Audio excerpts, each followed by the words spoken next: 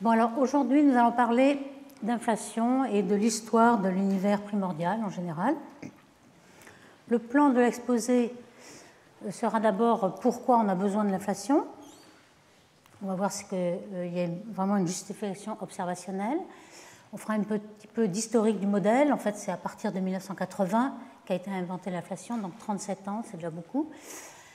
Le principe que l'inflation doit être lente, on va appeler, qu'est-ce qu'on appelle en anglais slow roll ou bien descente douce, si vous voulez en français. On parlera de plusieurs sortes d'inflation hybride. On montrera que l'inflation, une fois qu'elle est déclenchée, elle est éternelle. Elle se produit dans différentes parties de l'univers. On parlera de curvaton peut-être. Et aussi d'une justification possible de la physique de la théorie des cordes. Est-ce qu'il y a une inflation dans la théorie des cordes? On remarquera aussi que les récentes observations de Planck, surtout la dernière release de 2015, ont apporté des contraintes observationnelles à l'inflation. Certains modèles d'inflation sont déjà interdits ou non favorisés. Et on regardera s'il y a des problèmes, des critiques, quelles sont les alternatives possibles. Donc déjà, pourquoi a-t-on besoin d'une inflation? Une inflation, qu'est-ce que c'est? C'est une expansion exponentielle de l'univers, de l'espace, avec un facteur 10 puissance 30, qui est absolument énorme, en très très peu de temps, de 10-36 secondes à 10-32 secondes de l'univers. Donc c'est quelque chose de gigantesque. On en a besoin, pourquoi? Parce qu'on va voir, on va détailler un tout petit peu ces problèmes. On sait que le fond cosmologique, donc la carte de Planck ici que vous avez vue plusieurs fois, nous montre que d'une grande homogénéité, les anisotropies sont de l'ordre de 10-5 de la température du fond. Donc on se demande pourquoi on peut avoir cette homogénéité. Aussi la platitude. L'univers aujourd'hui est plat à grande précision. Alors on sait que s'il commence proche de plat, il va finir en moins d'une seconde. On a un big crunch ou un big rip, etc. Il faut un ajustement très fin pour l'avoir encore plat 13,8 milliards d'années après. Et puis la présence ou non de monopoles, on sait qu'on n'en a pas vu du tout, de monopoles magnétiques qui sont prédits par les théories très tôt dans l'univers à très haute énergie, de grande unification, qui ont des brisures de symétrie et qui forment des monopoles magnétiques et toutes sortes de textures d'ailleurs, des domaines, des cordes cosmiques, etc. Donc on va commencer par cela justement pour les éliminer déjà. On sait que dans le Big Bang, on a un univers de plus en plus chaud. On arrive à une température qui est la température supposée de la grande unification, qu'on appelle le GUT, Grand Unification Theory, 10 puissance 14 GeV, qui est sans doute la unification de la force électrofaible avec la force forte. Donc il se produit des brisures de symétrie. Aujourd'hui, cette symétrie est complètement brisée. On s'attend à avoir un grand nombre de défauts topologiques qui peuvent arriver dans cette brisure de symétrie, et notamment de ces monopoles, dont une petite représentation symbolique est ici en pelure d'oignon. On a une particule qui est relativement massive pour une particule microscopique, puisqu'elle fait 10 puissance 16 GeV. Le proton, comme vous le savez, fait 1 GeV seulement. Donc c'est entre les particules microscopiques et macroscopiques. Il est presque 1,8 grammes, c'est quand même microscopique, mais entre les deux. Et si on en avait un par horizon, avec une densité qui autrefois, à la période de cette température-là, est énorme, on aurait une expansion normale et non pas une inflation. On aurait une densité beaucoup trop forte par rapport à la densité critique, l'ordre de grandeur de toutes les densités aujourd'hui, qui est de 10-29 grammes par centimètre cube. Donc il faut absolument éliminer ces monopoles et l'inflation est justement une des solutions à ce problème. Alors le problème de l'horizon, on l'a déjà vu, c'est le problème suivant, c'est que dans le fond cosmologique, ce sont des photons qui ont été émis 400 000 ans après le Big Bang. Or l'horizon était tout petit. L'horizon, c'est la distance parcourue par la lumière pendant l'âge de l'univers. Donc c'était, et l'âge de l'univers étant tout petit, 400 000 années-lumière. Donc ici, on a sur cette map, sur cette carte de Planck, on a des horizons à l'époque qui étaient 2 degrés. Donc si ça fait 40 000 degrés carrés, on voit qu'il y a des milliers d'horizons. Or, donc ça veut dire que ce sont des petites régions qui à l'époque n'étaient pas causalement reliées. Il ne pourrait pas y avoir de signaux qui vont plus vite que la lumière. Donc on se demande pourquoi la température tout au long de cette distance-là est la même à 10-5 près. C'est vraiment un mystère. Et on va voir que, en effet, si on a une inflation, ça va résoudre ce problème. Ce problème d'horizon est aussi représenté ici. Vous avez donc le Big Bang à t égale 0. Et vous voyez que l'horizon et le cône de lumière qui est à 45 degrés, les trajectoires de la lumière, sont de plus en plus petits au fur et à mesure qu'on se rapproche du temps t égale 0. Et aujourd'hui, on voit tout un horizon ici qui est très grand et qui englobe beaucoup d'horizons d'autrefois. Donc si on voit cet univers qui paraît homogène, il y a vraiment un gros problème.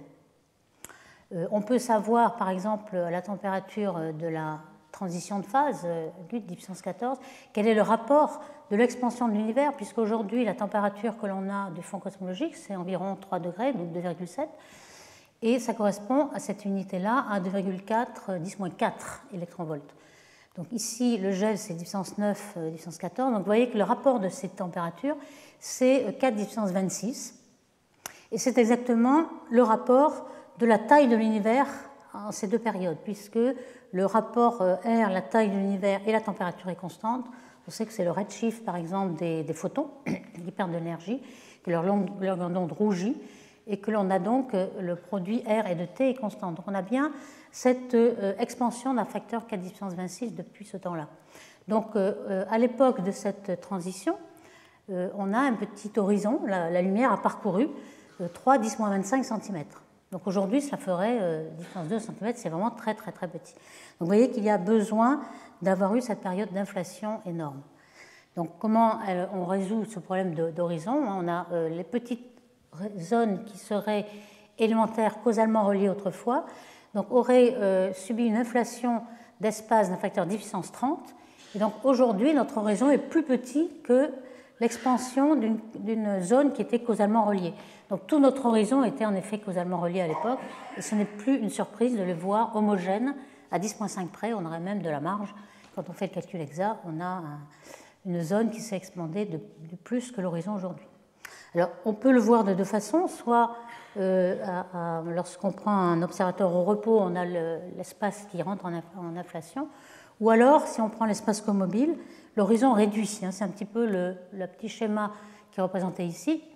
Donc soit on se met au repos et donc on a l'espace qui rentre en inflation, alors que l'horizon, pendant la période d'inflation qui dure de 10-36 à 10-32 secondes, la lumière n'a pas le temps de bouger, l'horizon ne bouge pas en quelque sorte. Donc l'horizon est constant et c'est l'espace qui bouge dessous. Ou alors vous êtes en comobile, l'observateur suit l'espace, et à ce moment-là c'est comme si l'horizon devenait beaucoup plus petit. C'est simplement une question de changement de repère. Donc l'inflation résout aussi ce problème de platitude, ça c'est facile à voir pourquoi. Quelle que soit la courbure que vous avez au départ, ça pourrait être recourbé, ça pourrait être, même si c'est quantique, avec un certain nombre de fluctuations de la géométrie de l'espace, donc quelque chose de complexe. Mais peu importe, si vous rentrez dans une si grande phase d'inflation de 10 puissance 30, tout ce que vous avez ensuite est tellement gonflé que vous êtes dans une petite région où on peut prendre le plan tangent et on a quelque chose de plat. Donc, quelles que soient les conditions initiales, vous avez l'impression aujourd'hui d'avoir un univers plat, ce qui se voit aussi dans cette équation-là, l'équation de Friedmann. Vous avez la constante d'Hubble qui est la dérivée logarithmique de la taille A de T de l'univers, et le terme de courbure qui est K égale 0 si l'univers est plat, plus 1 si les courbes fermées, et moins 1 en cas de courbure négative. Vous voyez qu'il est en 1 sur A2, donc si A varie d'un facteur 10 puissance 30, A2 va être 10 puissance 60, on a un terme qui va être complètement négligeable ici, donc le terme de courbure n'intervient plus, tout simplement parce qu'on a gonflé énormément l'univers. Donc platitude, homogénéité, tout ça est vraiment complètement résolu par cette inflation. Ça, c'était les raisons pour lesquelles l'inflation a été créée au départ par Alain Guth et Starobinsky. Et puis, ils ont découvert peu à peu qu'il y avait encore d'autres avantages. Donc un avantage, une cerise sur le gâteau si vous voulez, mais très importante quand même.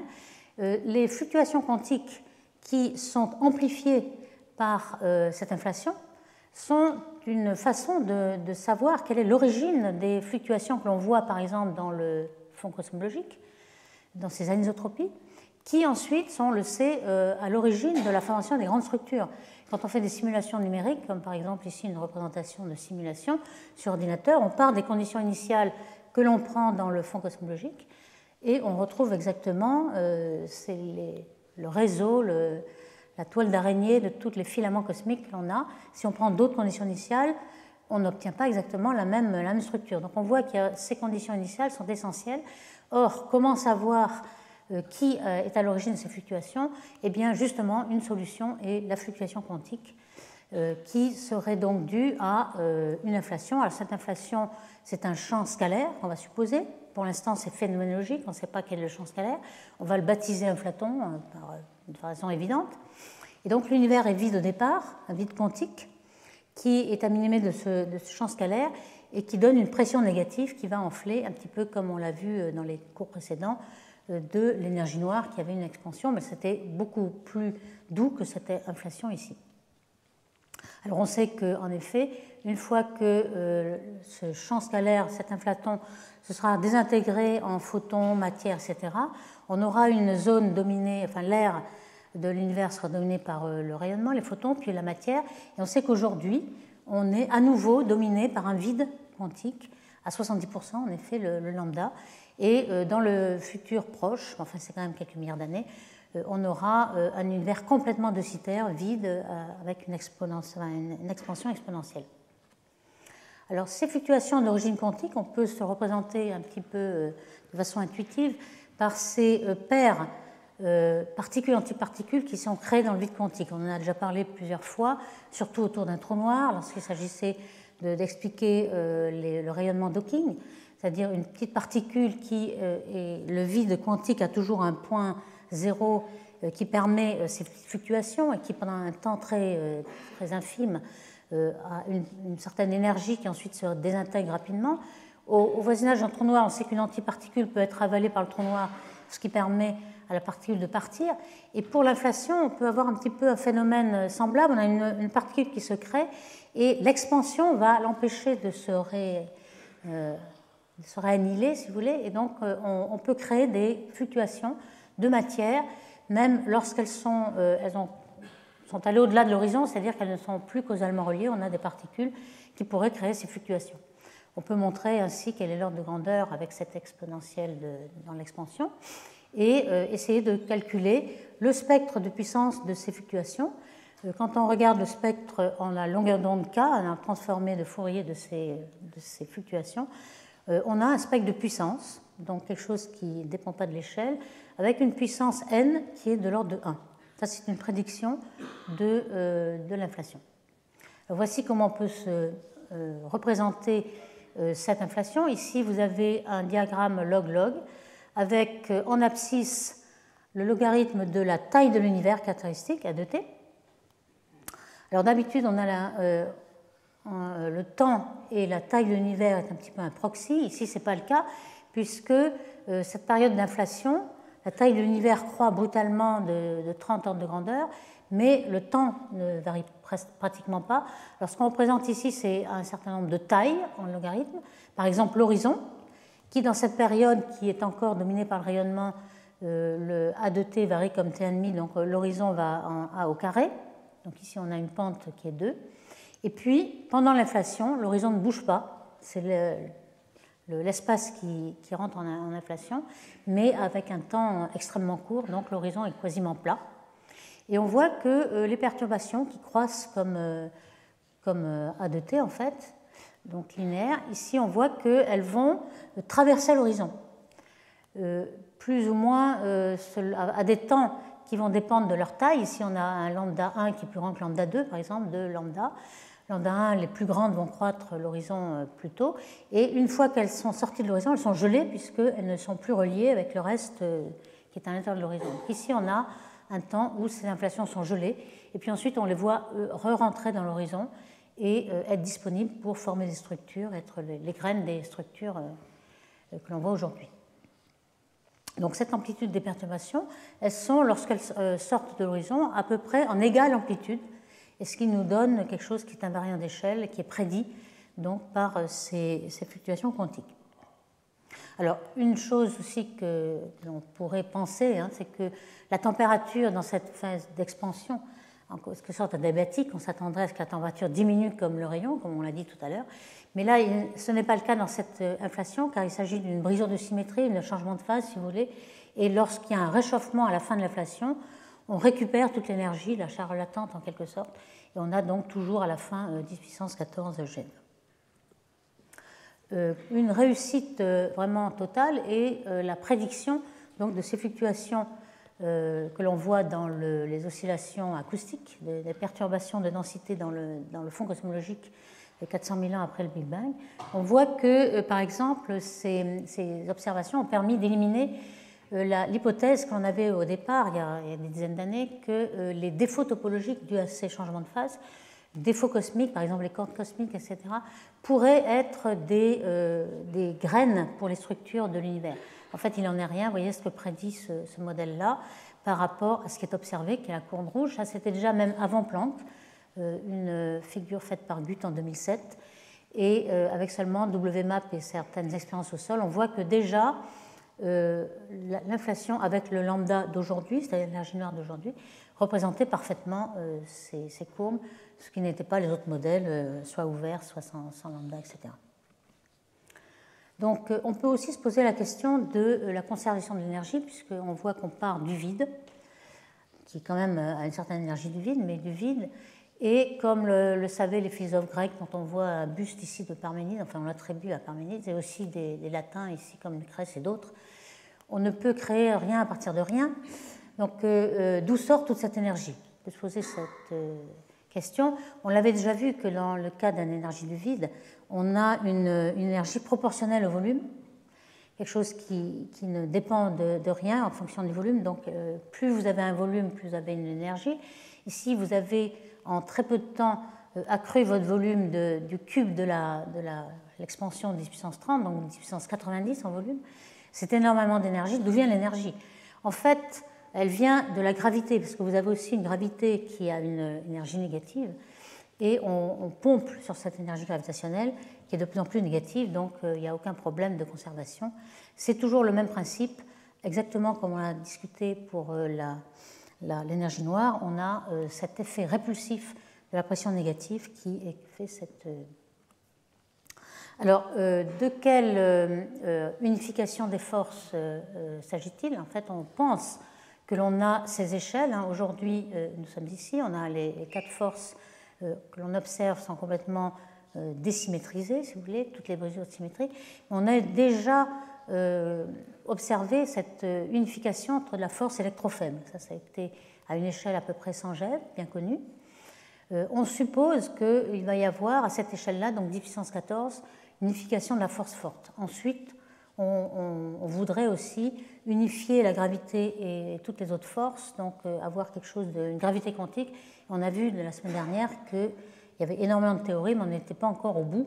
Et on ne savait pas exactement comment va se passer cette unification. En tout cas, on s'intéresse ici. Et donc, vous voyez, où est cette inflation? On a donc choisi cet instant de 10-35 secondes parce que c'est justement cette transition de phase qui se produit. Donc les fluctuations gaussiennes donc en spectre de puissance, ça c'est une vraie réussite, une vraie prédiction de l'inflation. L'inflation, en fait, c'est une théorie un peu phénoménologique. On ne connaît pas quel est le champ scalaire qui est à l'origine. Donc on pourrait se dire, est-ce qu'il y a un effet prédictif? En tout cas, les fluctuations adiabatiques. Alors qu'est-ce que ça veut dire adiabatique? Ça veut dire que toutes les composants sont ensemble dans les perturbations, par exemple les photons qui sont la température, les photons, les neutrinos, les baryons, la matière noire, tout ça va fluctuer en même temps. Une autre source de fluctuation pourrait être isocourbure, où les photons varieraient de façon différente, ne seraient pas en phase avec le reste. On ne sait pas exactement s'il en existe, c'est possible. Pour l'instant, on a des limites supérieures à cette non-gaussianité avec les mesures de Planck. On va en détailler un peu plus. Et donc, la prévision de ces fluctuations quantiques après l'inflation fit exactement ce qu'on observe dans l'univers et dans le fond cosmologique avec Planck, et aussi la pente. On avait vu que la pente était proche de 1. On sait qu'elle n'est pas exactement 1. On prédit d'ailleurs le tilt ici, alors on sait maintenant avec la précision qu'a Planck, vous voyez un peu le troisième chiffre significatif, on sait que c'est vraiment pas 1, c'est un tout petit peu inférieur à 1, et la différence avec 1 peut justement nous donner des idées sur le type d'inflation et surtout le degré d'inflation, c'est-à-dire le rapport entre la taille finale de l'univers et la taille initiale aux bordures d'inflation, qui dépend de ce n-1 par exemple. Donc ça, c'est vraiment un très grand succès de l'inflation. Alors quel est le champ scalaire? On n'en sait rien. Dans le modèle standard, comme vous voyez, il y a un champ scalaire qui a été vraiment confirmé en 2012 par la découverte du boson de Higgs, c'est celui-ci. Est-ce qu'on peut se servir de ce champ de Higgs comme inflaton? Ce n'est pas sûr, ce n'est pas complètement exclu non plus. On reviendra un petit peu à la fin de l'exposé pour savoir quelles sont les contraintes. Ces contraintes ont une certaine dépendance dans la masse de ce quark top, qui est la plus massive de ces particules élémentaires. Vous voyez, 173 GeV ici, alors que le boson de Higgs fait 125 GeV, comme on l'a mesuré en 2012. Donc, ce serait en effet une bonne idée de rapprocher ces deux champs scalaires, car pour l'instant, on est encore dans le flou pour savoir quel est le champ qui est à l'origine. Alors, la non-gaussianité, comment on la mesure? L'amplitude en fait, des fluctuations, ça veut dire que l'amplitude varie avec une probabilité qui, en fonction de l'amplitude, a une forme gaussienne. On peut la mesurer en regardant le spectre à 3 points. Vous savez que la fonction P de K, elle est calculée avec le spectre à 2 points. Ici, on a à 3 points, on l'appelle bispectre, car on prend un point de plus, si vous voulez. Et on peut le calculer, par exemple, sur la carte de Planck des oscillations acoustiques, par ces 3 points. Alors, ça dépend un petit peu de la façon dont on prend le losange ici. Vous avez la fonction à 3 points, ici, qui est la corrélation entre ces 3 valeurs, qui est cette fameuse fonction FNL, qui est le coefficient de non-gaussianité, et en fonction de la fonction B de ces 3 points ici, qui est fonction de la forme des losanges que vous avez pris pour avoir le calcul de ce bispectre. Alors, Komatsu et al. A décrit un petit peu la technique de ces formes possibles, la forme locale, forme équilatérale, forme, je ne vais pas rentrer dans les détails de la forme de ces triangles, mais il faut savoir que les résultats de Planck ont montré qu'il n'y a pour l'instant aucune non-gaussianité trouvée, c'est-à-dire que F est compatible avec 0. Vous voyez que les barres d'erreur sont plus grandes que la valeur moyenne, donc ici on a compatible avec 0 dans tous les cas. C'est beaucoup plus grand le sigma que pour les autres valeurs, que la valeur locale. Ici 5 c'est à 1 sigma, donc en gros FNL est inférieur à 5 ou à 10, on pourrait dire. Donc cette non-gaussianité qui n'est pas observée semble confirmer l'inflation simple et peut-être défavorise les autres alternatives qui sont par exemple le scénario cyclique sans inflation ou épérotique qui est la collision de Brane. Donc ici l'évolution, le calcul de ces non-gaussianités. Donc pour savoir comment a évolué cette théorie d'inflation, on peut remonter donc il y a 37 ans, en 1980, lorsque l'inflation a été proposée par le russe Alexei Starobinsky et indépendamment par Alan Guth. C'est Alan Guth qui a trouvé le terme inflation, qui a permis de cristalliser en fait la théorie. Et on peut aussi remonter à la théorie qui est un petit peu auparavant, en 1950, qui avait déjà fait quelque chose de semblable. Enfin, les physiciens qui ont travaillé sur l'inflation sont beaucoup inspirés de cette théorie de brisure de symétrie de Landau-Ginzburg qui avait été appliquée en physique du solide pour les supraconducteurs. Donc il y a une transition de phase du deuxième ordre avec un paramètre d'ordre phi. Et on en a déjà parlé lorsqu'on a parlé de boson de Nambu-Goldstone, par exemple. Alors c'est une théorie qui marche très bien, qui est tout à fait confirmée et qui a toute la physique qu'il faut, ce qui n'est pas le cas de l'inflation. Pour l'instant, on ne sait pas quelle est la physique au niveau de l'échelle de Planck. Donc on suppose qu'il y a des champs scalaires, on suppose qu'ils ont la bonne forme. On recherche la forme du potentiel en fonction du champ scalaire, ce qui est encore un peu phénoménologique, mais on s'inspire un petit peu de cette transition de phase qui était déjà découverte à l'époque. Très vite, on s'est aperçu que cette inflation que Alan Guth avait trouvée ne sortait jamais, on n'arrivait pas à la faire se désintégrer les inflatons dans la matière, donc il fallait autre chose. Et une nouvelle inflation, très vite, en 1982, donc déjà, a été proposée par Linde, Albrecht, Steinhardt. Alors c'est très amusant de remarquer que Paul Steinhardt était un des fervents développeurs et fondateurs de cette théorie de l'inflation, et aujourd'hui c'est un des principaux détracteurs. En fait, il y a des opposants à cette inflation, et Steinhardt a complètement changé de côté, ce qui est à son honneur d'ailleurs. Ça veut dire qu'il ne s'incruste pas dans une théorie donnée. Enfin, on va voir qui a raison, pour l'instant on n'en sait rien. Donc les premiers modèles d'inflation étaient une transition de phase, on essayait de trouver premier ordre, deuxième ordre.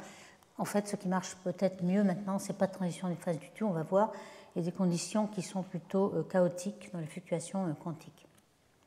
Donc les potentiels, le potentiel du champ phi, champ scalaire phi ici, V de phi, vous voyez qu'en cas de transition de phase, on a une température critique au-delà de laquelle la transition de phase a lieu. C'est la même chose que pour une cristallisation ou un ferromagnétique, etc. Et lorsque on passe la température critique, on a un deuxième état d'équilibre qui va favoriser, qui est meilleur en énergie, qui va favoriser, donc le système aura tendance à changer de phase, à aller de ce qu'on appelle un faux vide ici à un vrai vide, puisque nous appliquons cela au vide quantique de départ.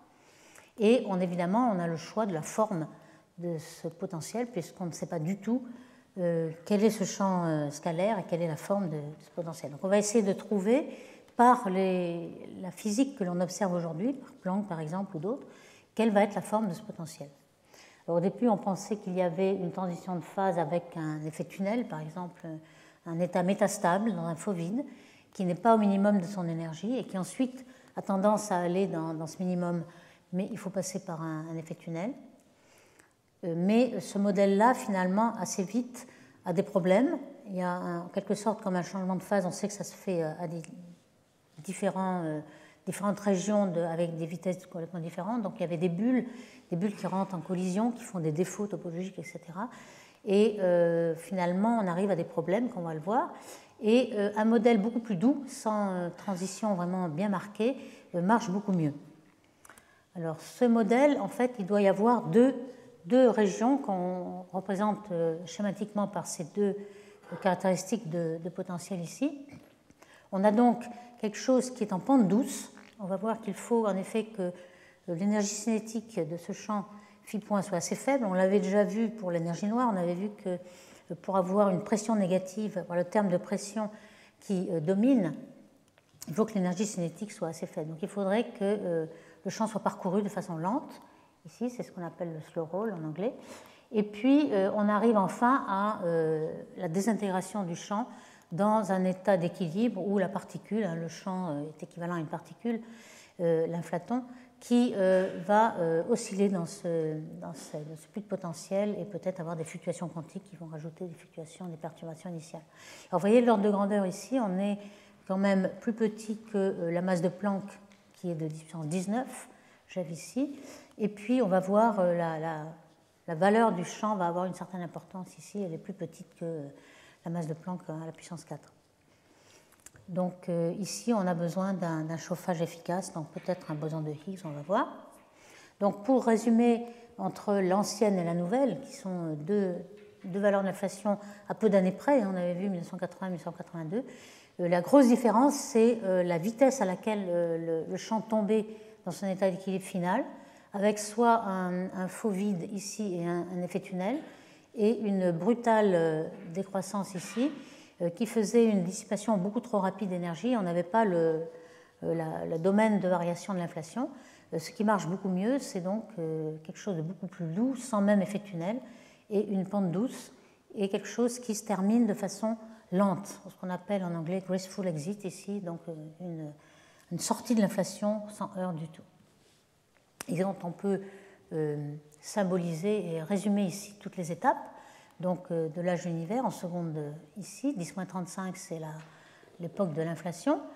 Et vous voyez qu'on a résolu ce problème de la platitude. En fait, on voyait que s'il n'y a pas cette inflation, dans la première seconde, l'univers est soit fermé, soit ouvert. Il ne dure pas plus qu'une seconde, en fait.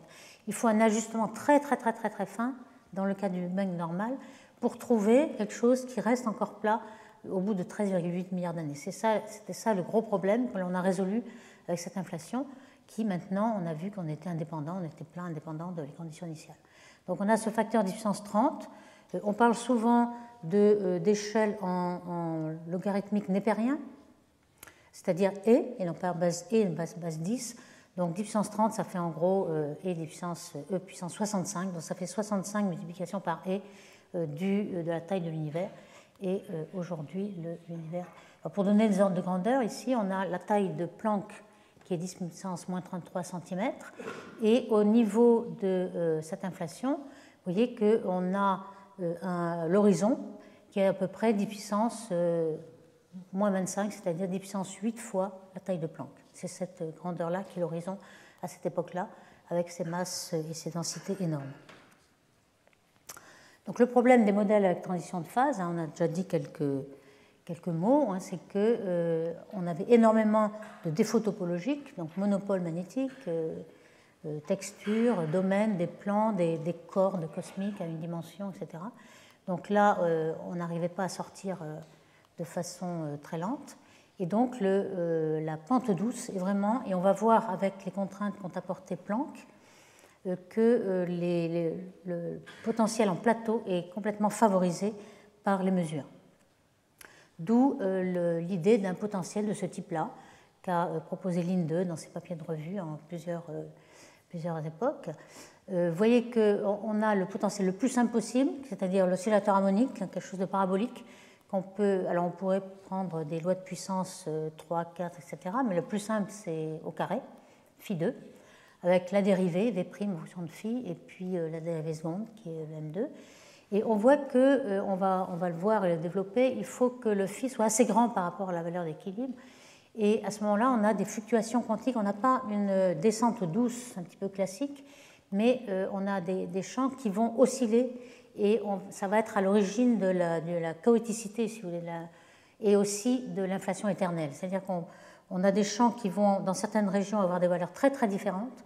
Donc des zones de l'univers qui vont avoir une inflation très rapide, d'autres un peu moins. Et on va avoir en quelque sorte une infinité d'univers possibles. Et c'est ça le problème de l'inflation éternelle.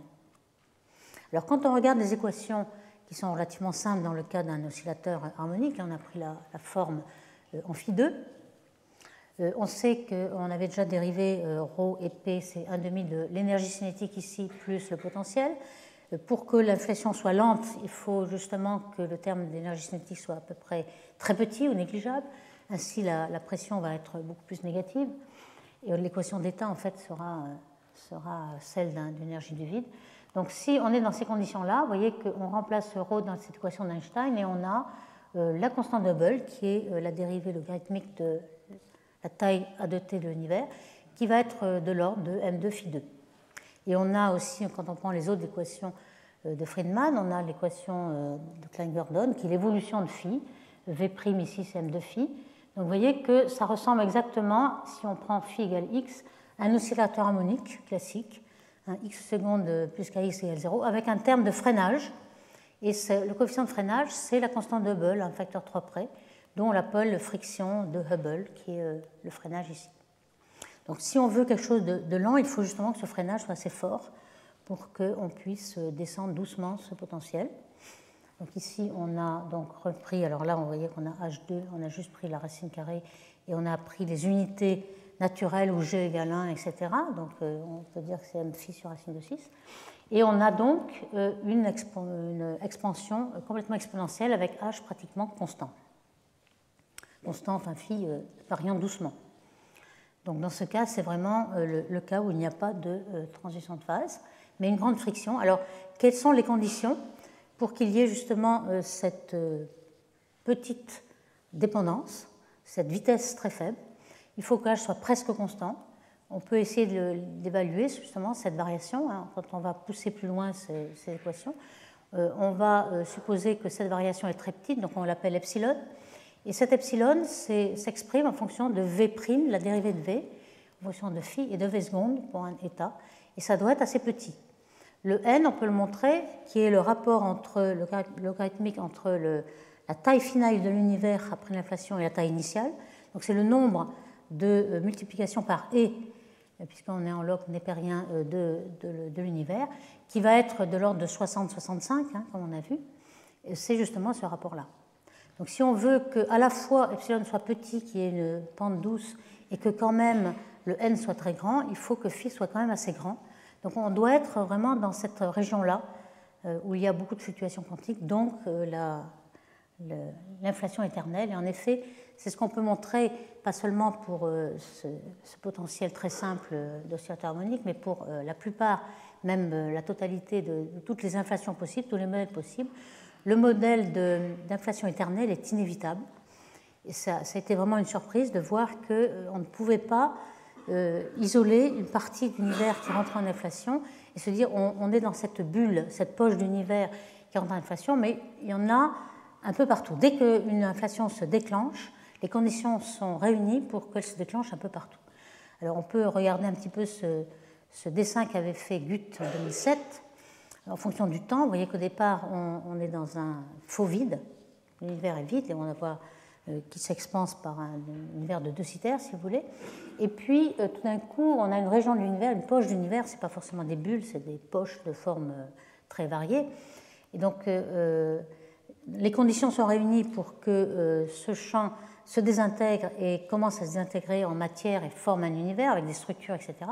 Mais parallèlement, les autres fractions de l'espace, qui ne sont pas causalement reliées parce qu'on est au-delà de l'horizon, se continuent à entrer en expansion. Et peu à peu, vous allez avoir un univers un petit peu fractal où on a des boules d'univers et puis des vides qui sont toujours en expansion, etc. Alors vous allez me dire, bon, peut-être que ces petites régions vont être de plus en plus petites, mais ce n'est pas vrai, puisqu'elles vont être en expansion exponentielle et vont prendre de plus en plus de place. Donc finalement, c'est le problème dans cette vision de multivers, c'est que ces multivers, on ne pourra pas avoir accès, donc c'est quelque chose qui, scientifiquement, on ne pourra pas prouver quoi que ce soit. Et puis surtout, la prédiction du destin de notre univers est un petit peu problématique. On ne sait pas si on est dans une région très spéciale de l'univers, quelle est la probabilité d'avoir des structures dans l'univers dans lequel nous sommes, par exemple.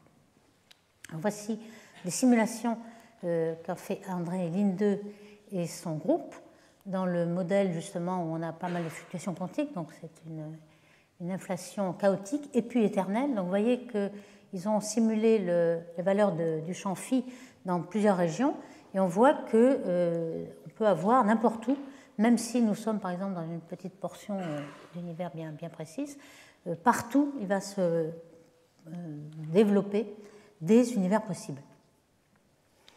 Alors, il y a quand même une région, on pourrait se dire, est-ce que cette inflation est éternelle dans le futur ou aussi dans le passé? Alors, ce qui est intéressant, c'est que Guth et son groupe, Laborde, Guth et Vilenki, ont démontré un théorème comme quoi l'inflation est éternelle dans le futur, mais pas dans le passé. Ce qui est déjà la moitié de la chose qui peut être démontrée. Alors, je ne vais pas le faire, cette démonstration est assez complexe, mais intuitivement, on peut le résumer en quelques mots en disant que si on va dans le futur, on sait que l'espace est en expansion et toutes les énergies sont décalées vers le rouge. On sait que le photon a sa longueur d'onde qui est décalée vers le rouge, bien sûr. Les particules ont l'impulsion qui est décalée, etc. Et asymptotiquement, elles vont devenir de plus en plus faibles et on peut aller jusqu'à l'infini dans ces expansions. Si on remonte le temps donc dans le passé, par contre, ça va être un décalage vers le bleu. Si vous voulez, on devient de plus en plus énergique. Et on peut montrer en regardant justement comment se passe cette évolution sur le géodésique vers le passé, donc en remontant vers le bleu, on peut montrer que dans un temps fini, on arrive à une énergie infinie. C'est-à-dire qu'on arrive à la singularité du Big Bang et qu'on ne peut pas on peut pas développer la même analogie dans le passé en ayant asymptotiquement vers l'infini. Il arrive à une singularité, donc on a vraiment un Big Bang et on a une inflation éternelle, mais seulement dans le futur, ce qui limite un petit peu les possibles. Alors voici le genre de simulation qu'ont fait le groupe de Linde, Van Schuren, Vilenki et Vinizzi. C'est vraiment une structure fractale qui est due à cette inflation chaotique et éternelle et qui montre bien l'état un peu d'imprédictibilité de ce qu'on pourrait savoir comme univers. Alors, des modèles d'inflation, il y en a énormément. J'ai repris un slide de Max Kamenzin qui, dans les années 2000, avait déjà fait un recensement. On ne va pas en parler évidemment de toutes, mais on peut déjà commenter quelques-unes. La première inflation qu'avait développée Starobinsky au départ, qui était sortie d'un changement d'équation d'Einstein, le Ricci F de R dont on a déjà parlé les fois précédentes, R étant le modèle d'Einstein, et puis le terme rajouté en AR2, qui ensuite, lorsqu'on le développe, équivaut à un champ V de phi d'un champ scalaire. Celle-ci, on va voir, elle est tout à fait favorisée par les données de Planck, ce qui est une réussite pour être la première qui a été émise. On a cette inflation ancienne qui est plutôt défavorisée. La nouvelle inflation, qui, on a vu, avait été proposée en 1982. On a des inflations chaotiques, on a des inflations liées à la supergravité, on a des inflations plusieurs lois de puissance, des doubles, des étendues. On a ce qu'on appelle l'inflation naturelle, qui est plutôt, comme on sait que ça doit être une pente douce liée à une forme en cosinus phi. Des inflations hybrides qui ont plusieurs champs. Alors, on a des avantages à avoir des inflations hybrides, il y a plus de degrés de liberté, mais on va voir que les données sont plutôt en train de restreindre l'inflation à une inflation simple, mais on va voir si c'est possible. Et puis, vous avez un grand nombre d'inflations, de modèles d'inflation associés à la théorie des cordes, à la théorie de supersymétrie, des branes, etc. Et en effet, c'est une justification en fait physique. Jusqu'à présent, l'inflation, c'est plutôt une théorie un peu phénoménologique. On ne sait pas quelle est la physique de Planck, on ne sait pas quel est le champ scalaire dont on parle, l'inflaton. Est-ce que la théorie des cordes serait capable, puisque finalement la théorie des cordes est là pour nous proposer une théorie de gravité quantique, est-ce qu'elle est capable de nous créer une inflation? Donc, d'où tous ces modèles qui sont proposés, mais qu'on n'aura pas le temps certainement de décrire. Donc, l'inflation hybride était là pour essayer d'avoir ces deux aspects. On a bien identifié ces deux aspects dans l'évolution du champ. Il y avait cette évolution lente qui est justement très propice à avoir une très grande inflation dans l'espace. Et puis ensuite, progressivement, il faut que cet inflaton se désintègre et réchauffe l'univers dans la partie où on est au fond du puits de potentiel. Donc l'idée est d'avoir deux champs, un phi et puis un chi, donc dans deux directions perpendiculaires, et on aurait beaucoup plus de degrés de liberté. Mais on va voir que ces inflations hybrides produisent de la non-gaussianité, et donc c'est là qu'on a des contraintes. Alors, est-ce que justement on peut avoir des non-gaussianités? Oui. Cette idée est venue du fait que dans certaines surveys de structure, de formation de structure, certaines non-gaussianités ou perturbations d'isocourbure étaient parfois favorisées. Donc il serait intéressant de rajouter un champ qu'on appelle curvaton, puisque le champ d'inflation ordinaire, celui qu'on a montré ici, ne crée aucune non-gaussianité. Les fluctuations sont adiabatiques et gaussiennes. Donc le curvaton est là justement pour introduire ces perturbations d'un autre type, où les photons ne sont pas en phase avec la matière, etc. Donc isocourbure. C'est ce qu'on appelle donc curvaton, courbure, curvature en anglais, donc le nom est tout à fait évident. Et est-ce qu'on peut en fait en faire aussi un champ d'inflation? C'est possible, certains le font, il y a plusieurs perturbations de courbure. Et comme je définis, les perturbations ne sont plus adiabatiques, mais tous les composants ne sont pas en phase dans la même perturbation. Alors, ces théories ont été émises dans les années 2001. On a la possibilité d'avoir donc des fluctuations en amplitude qui sont très très grandes. Par exemple, alors ici, on voit d'après une proposition de Byrnes en 2014 qu'on aurait la possibilité d'avoir d'abord une période d'inflation avec l'inflaton qui se désintègre en gamma et puis en matière, et puis dans la période où l'inflation est encore là en association, et puis ensuite il se désintègre, et soit il les domine, soit il ne domine pas lorsqu'il se désintègre, mais lorsqu'il domine, on pourrait avoir une période dominée par le curvaton, c'est-à-dire oméga sigma égale 1, et on peut montrer que la grandeur de non-gaussianité, qui pour Planck est déjà inférieure à 10, serait proportionnelle à 1 sur oméga sigma. Donc ça donne des limites sur l'oméga sigma de cette période-là. Donc les fluctuations possibles sont très très grandes. Voici une représentation un petit peu artistique ici. On a des fluctuations de chaque côté du zéro. Le zéro est un petit peu comme une mer ici. Et on a des fluctuations H2 sur M qui ne sont pas du tout en probabilité gaussienne. C'est-à-dire que la probabilité d'avoir des grandes perturbations est assez grande. Ou on peut la faire aussi grande que l'on veut en fait. Alors que dans les perturbations adiabatiques, on a quelque chose qui est à peu près constant avec une probabilité gaussienne d'avoir une certaine amplitude. Donc vous voyez le réseau de curvatons qui a été développé, qui malheureusement est en train d'être un peu éliminé par les résultats de Planck. Donc on passe maintenant à la théorie des cordes. Est-ce qu'on arrive vraiment à justifier par la théorie de gravité quantique des cordes de l'inflation? Alors là, il y a une surprise, c'est qu'il y a énormément de possibilités. Donc la réponse est certainement oui, mais c'est trop nombreux. On avait déjà été un peu surpris d'avoir des inflations éternelles, d'avoir des multivers. Ici, c'est encore plus grand, on a un grand nombre de champs possibles, de champs scalaires, et surtout, chaque champ scalaire a énormément de minima possibles. On a estimé à des nombres qui sont aussi grands que 10 puissance 500 ou 10 puissance 1000 de faux vides avec des minima possibles pour faire des univers, donc un grand nombre d'univers possibles. Donc là, ça pose le problème de savoir pourquoi nous sommes dans un univers donné qui a formé des structures, et surtout comment on peut mesurer la probabilité. Certains ont déjà démissionné en disant qu'on ne va pas pouvoir calculer ces probabilités parce qu'il y en a un nombre infini de possibilités. Et on se raccroche au principe anthropique qui dit qu'au moins, dans notre univers, il doit être assez spécial pour avoir des constantes de lambda, de densité, etc., qui sont raisonnables, c'est-à-dire qui ont les conditions nécessaires pour former des structures, pour avoir un temps qui soit assez long, comme 13,8 milliards d'années ou plus, et non pas un univers qui se termine au bout de la seconde, etc. Mais ça, c'est pour certains une démission du scientifique qui renonce à trouver une explication. Alors c'est sûr que ça a fait couler beaucoup d'encre. Certains ont essayé de mesurer ces probabilités, de les classer en certains groupes, comme par exemple, vous avez bien des entiers qui sont pairs ou impairs, ils sont bien un nombre infini d'entiers, mais on sait les regrouper, on sait que la probabilité est un demi, par exemple.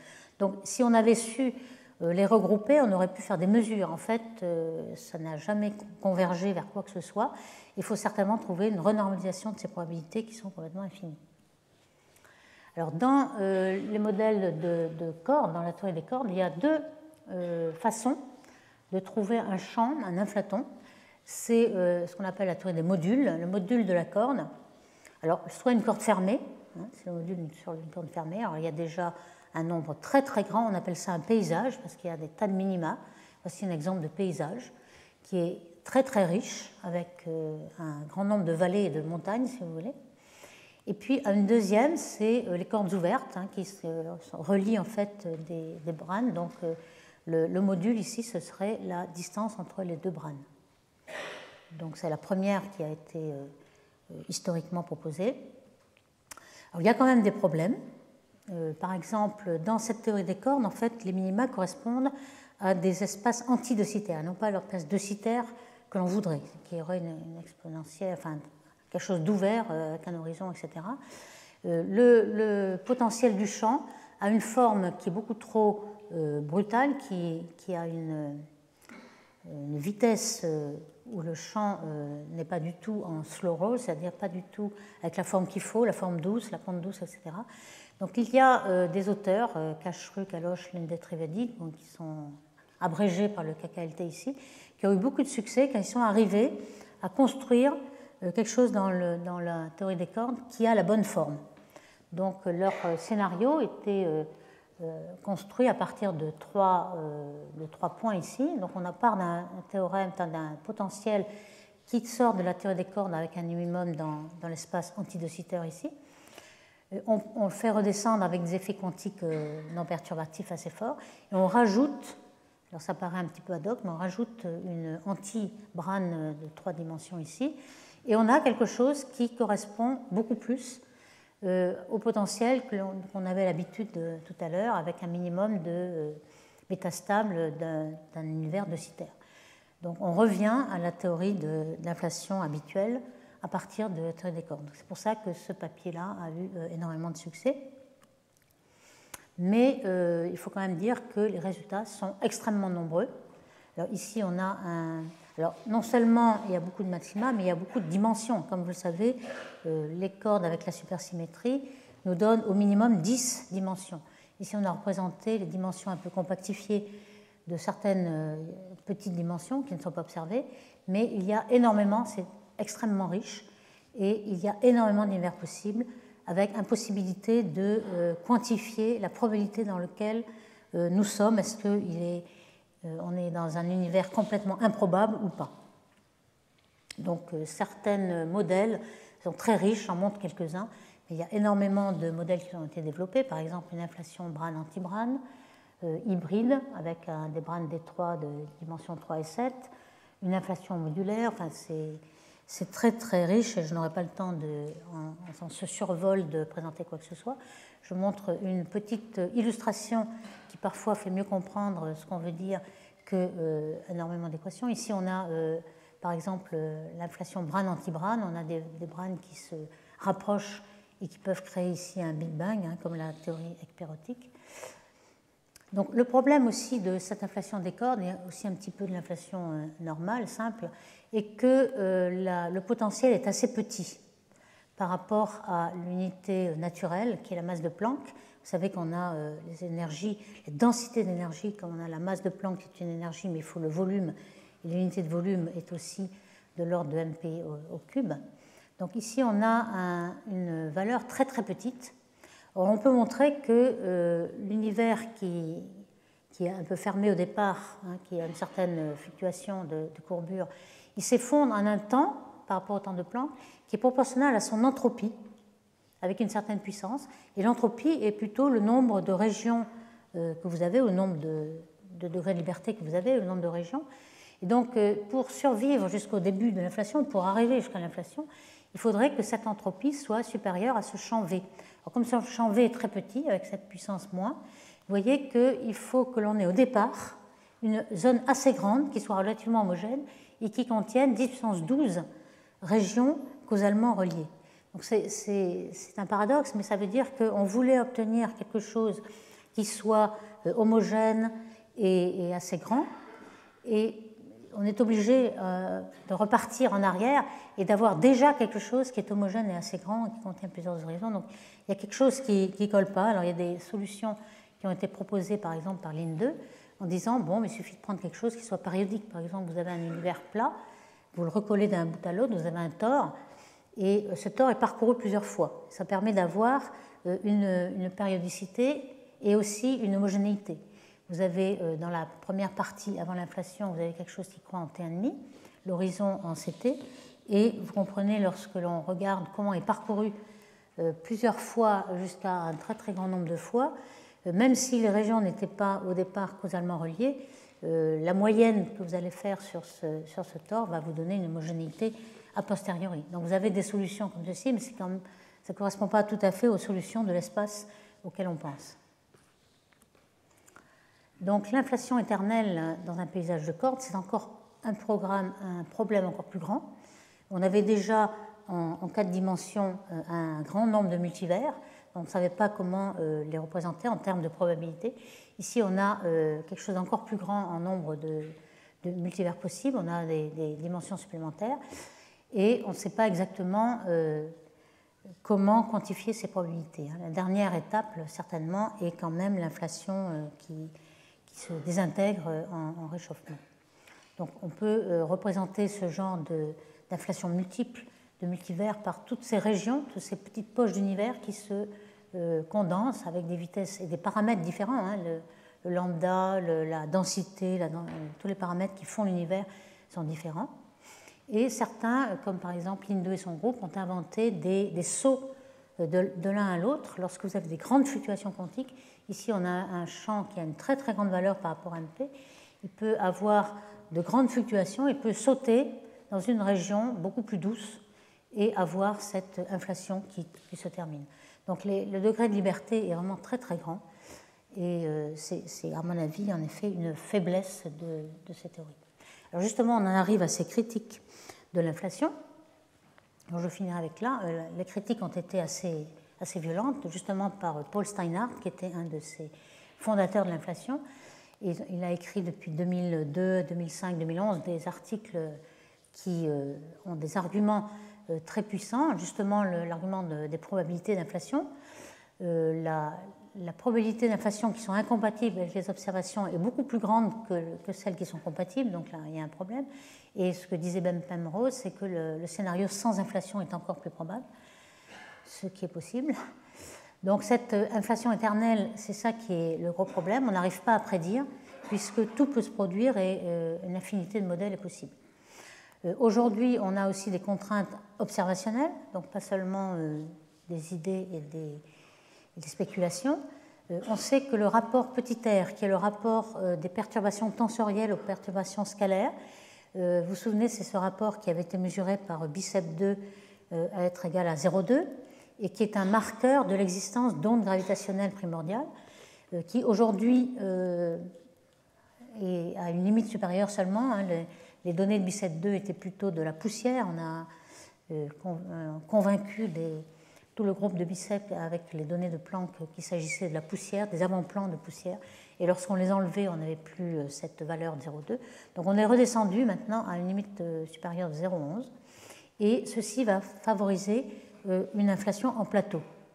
Alors ici, vous avez justement ce diagramme qui est très très important de Planck qui a été publié en 2015. Donc c'est les résultats les plus récents. Alors ce que vous avez dans ce diagramme, c'est en abscisse l'exposant n des fluctuations primordiales. On avait vu P de K étant K puissance n, qui est légèrement inférieur à 1, et justement dû à cette inflation, donc le n. Et puis de l'autre côté, vous avez ce rapport R, qui est le rapport tenseur sur scalaire. Donc on l'applique à une échelle qui est 0,02 mégaparsec, donc peu importe pour l'instant. Donc le R ici, et vous avez les contraintes observationnelles qui sont en gris, en rouge et en bleu, selon qu'on prend en compte les polarisations à des multipôles bas, ou enfin bref, je ne rentre pas, selon qu'on prend en compte plusieurs résultats de Planck. Les meilleurs sont des bleus, les gris, et à chaque couleur, gris, orange et bleu, vous avez une couleur très légère qui est les 95% de degrés de confiance, et puis des couleurs plus foncées qui sont 68% de degrés de confiance. Donc si vous voulez être sûr, il vaut mieux garder les couleurs légères. Alors gris, orange et bleu, évidemment le bleu, quand on tient compte de tout ça, ça contraint beaucoup plus. Donc vous voyez que les modèles qui sont encore possibles sont tout ce qui est un peu bleuté gris à 95% et bleu foncé à 70%. Alors ce qu'on voit ici, c'est les modèles d'inflation, la position des modèles d'inflation dans ce diagramme. Ici, on a des modèles à loi de puissance. Ici, Phi3, Phi2, etc. Le modèle Phi3 est déjà annulé complètement.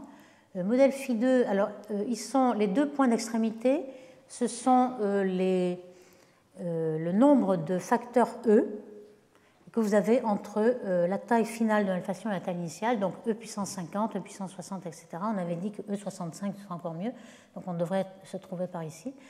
Donc peut-être que le Phi2, si on se retrouve à E65, on est dans la zone bleutée, donc encore possible. Mais en tout cas, c'est plutôt un V qui serait inférieur à 2, en Phi 4 tiers par exemple. Ici, on a tous les courbes concaves, par exemple la parabole. Ici, on a une linéaire, un Phi, et puis quelque chose qui est convexe de l'autre côté. On a aussi l'inflation naturelle, on en a parlé, qui est un peu cosinus phi, qui est toute la partie en violet. La verte est tout à fait possible. Et puis, notez bien, l'inflation de Starobinsky, qui était en R2, est tout à fait possible. Elle est même la plus favorisée par Planck, ici. Et puis, Hilltop, c'est une montagne, et on descend la montagne, en fait, dans un modèle quartique. Donc il y a quand même un grand nombre d'inflations qui sont encore favorisées, mais certaines sont complètement éliminées. Donc ça c'est très intéressant, on commence à faire de la science et dans le futur on pense qu'on pourra faire mieux avec d'autres instruments et ensuite trouver peut-être l'inflation. Donc les paramètres, je les rappelle, c'était ns-1 c'est le fameux epsilon, et epsilon c'est en 1 sur n2, donc plus le n, le nombre de multiplications par e est grand et plus epsilon est petit, donc ça marche bien. Et on voit qu'il n'est pas si facile de faire ça avec un plateau. Pourtant, le plateau est favorisé par Planck. Alors ici, un plateau, vous voyez que le nombre de n, ça va être la gamme possible d'expansion va être assez limitée. Elle est beaucoup plus facile de le faire avec une voie de puissance, mais la voie de puissance n'est pas favorisée. Ou alors, vous pouvez penser à deux inflations successives. Ce qu'on mesure avec Planck, finalement, c'est la deuxième, c'est le plateau qu'on a ici. Vous pouvez penser que vous avez peut-être une première inflation et puis une deuxième. Après tout, ce n'est pas encore interdit. Et puis, les modèles alternatifs. Donc, Steinhardt et Turok ont beaucoup essayé de développer les modèles alternatifs, vu qu'ils avaient énormément de critiques envers le modèle de l'inflation. Ici, ils ont quand même remarqué que cette inflation éternelle, c'est peut-être un problème philosophique, parce que lorsqu'on regarde dans le passé, alors ici vous avez le temps, en verticale. Ici, vous avez une tranche temporelle, une tranche d'espace. Et l'observateur est ici. Donc, vous voyez que le cône de lumière à 45 degrés est ici. Ce que vous voyez, c'est seulement votre univers. Les autres, vous ne les voyez pas. Donc, dans le passé, vous n'en verrez qu'un. Et le problème d'inflation éternelle, finalement, c'est tout ce qui n'est pas encore là. Donc, on se pose peut-être trop de problèmes. Ici, on voit le cône de l'observateur d'après Turok en unité de Hubble. Et puis les alternatives sont celles-ci, hein, c'est-à-dire les modèles de Brane, les modèles de collision de Brane, les modèles pyrectiques et les modèles cycliques qu'ont développés Turok et Steinhardt, mais qui ont aussi avec eux beaucoup de problèmes. Donc je ne les décrirai pas en détail, mais la grosse différence, c'est qu'au lieu d'avoir cette succession d'air entre Big Bang, inflation, air dominé par le rayonnement, la matière et l'énergie noire, on aurait supprimé la partie inflation qui est l'objet des critiques de Steinhardt et Turok. On aurait l'air de rayonnement, la matière, l'énergie noire quand même, c'est qu'on a quand même un lambda. Et puis on aurait un big crunch, donc on n'aurait pas cet état, ce slow roll ici, mais on aurait quelque chose de cyclique qui oscillerait sans cesse. Donc on aurait un modèle de taille de l'univers qui aurait cette période-là avec un champ qui éviterait l'inflation ici, mais qui aurait un big crunch de ce côté. Ok, donc vous voyez, où est-ce qu'on est? Ah oui, je voulais finir avec est-ce que le champ scalaire pourrait être le champ de Higgs? En fait, certaines personnes ont développé, ont étudié cette possibilité-là, notamment Besrekov, Shaposnikov, Massima Notari, et ont montré que selon la valeur du quark top, justement, que l'on ne connaît pas encore avec assez de précision, vous voyez qu'il y a certaines valeurs qui permettent un deuxième minimum, et peut-être qu'on pourrait faire l'inflation avec le champ de Higgs. Donc ça, c'est encore une question ouverte. Donc vous voyez que dans tout ce que l'on a dit jusqu'à présent, l'inflation, et c'est une théorie qui marche très bien, mais qui a beaucoup d'incertitudes, hein, on ne sait toujours pas, mais dans le futur, il y a quand même de l'espoir. Donc je conclurai en disant que c'est quand même toujours le modèle privilégié. On a vu qu'il y avait énormément de succès. On avait résolu les problèmes de platitude, d'horizon, d'homogénéité, l'absence de monopole magnétique, de texture, et surtout l'explication pourquoi on a des fluctuations qui font les structures aujourd'hui, qui sont à l'origine de fluctuations quantiques, qui peuvent être bien au-delà de l'horizon d'ailleurs, et puis qui prédisent aussi un spectre adiabatique et sans non-gaussianité, donc gaussien. Il y a quand même des problèmes de la multiplicité, de l'éternelle inflation avec les multivers et l'absence de prédictibilité. Mais récemment, on a vu que le CMB prévoyait une certaine réduction du nombre de modèles d'inflation et que dans le futur, on pourra avoir une contrainte beaucoup plus forte sur le rapport tenseur-scalaire et sur la non-gaussianité. Donc on pourra vraiment progresser beaucoup plus dans une science véritable. Donc merci beaucoup.